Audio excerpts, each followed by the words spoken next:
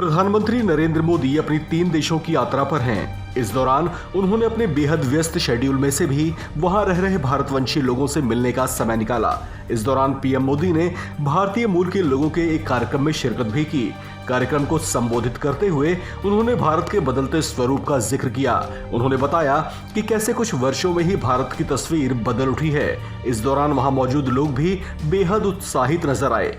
PM ने कहा कि आज भारत में गुड गवर्नेंस की ही मिसाल है कि यहाँ केंद्र और राज्य सरकारें कुल मिलाकर 10,000 से ज्यादा ऑनलाइन सेवाएं उपलब्ध करवा रही हैं। साथियों, आज भारत में गवर्नेंस में टेक्नोलॉजी का जिस तरह इंक्लूजन किया जा रहा है, वो नए भारत की नई पॉलिटिकल विल भी दिखाता है और डेमोक्रेसी की डिलीवरी क्षमता का भी प्रमाण है। आज केंद्र, राज्य और लोकल सरकारों की लगभग, ये भी आंकड़ा थोड़ा अजूबा, आज आपके लिए अजूबा होगा,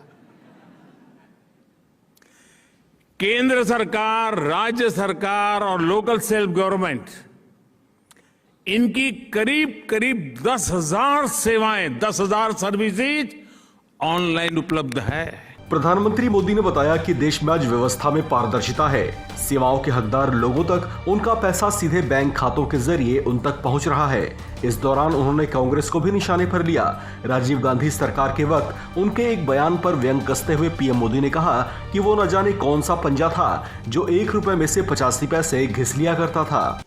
सब कुछ अब डायरेक्ट बैंक अकाउंट में ट्रांसफर होते हैं। अब किसी प्रधानमंत्री को ये कहना नहीं पड़ेगा कि मैं दिल्ली से 1 रुपया भेजता हूं और 15 पैसा पहुंचते हैं। वो कौन सा पंजा था,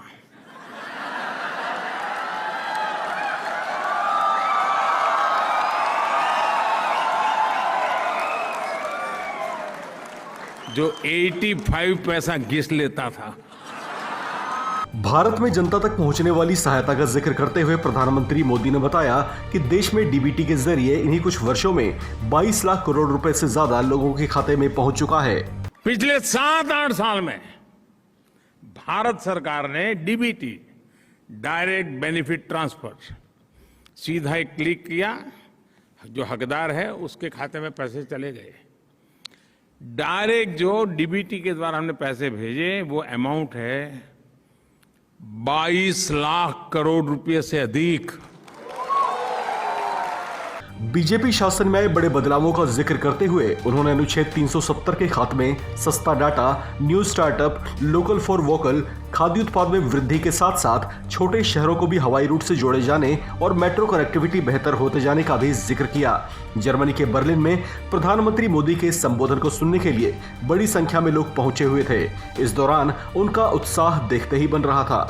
बहुत आनंद हुआ है प्रधानमंत्री जी का भाषण सुनते हुए। हम लोग यहाँ बैठकर, जर्मनी में बैठकर टीवी चैनल पर चर्चाएं देखते हैं, काफी सारे उपक्रम जो मोदी की सरकार चला रही है वो देखते हैं, लेकिन आज जब उनके मुख से हमको सब सुनने के मिला, जो अलग अलग योजनाएं भारत सरकार सारे देशवासियों के लिए इम्प्लीमेंट कर रही है, उसको सुनते हुए हम लोगों को यहाँ जर्मनी में भी बहुत आनंद हुआ है। हम लोग बहुत खुश हैं। आज हमारा आज भाग्य है कि हम यहाँ आ सके और मोदी जी का इस भाषण को हम स्वयं यहाँ आकर सुन सके। हम भले ही जर्मनी में रहते हैं, फिर भी हमको ऐसा लगता है कि हम लोगों को प्राउड फील हो रहा है कि टू बी इंडियन कहने में हमको बहुत प्राउड है कि हम लोग यहाँ पे रह के भी हम मोदी जी को सपोर्ट कर पाते हैं। और हमारी फैमिली को भी बोलते हैं हम लोग कि आपको मोदी जी को सपोर्ट करना चाहिए। और बेसिकली माय फैमिली में सब लोग मोदी जी को ही चाहते हैं। गौरतलब है कि प्रधानमंत्री मोदी यूरोप में अपनी 3 देशों की यात्रा पर हैं, जो आपसी समन्वय के साथ साथ उन देशों के साथ सहयोग बढ़ाने के लिहाज से भी बेहद महत्वपूर्ण है। इस खबर में फिलहाल इतना ही। बाकी खबरों के लिए बने रहिए वन इंडिया हिंदी के साथ।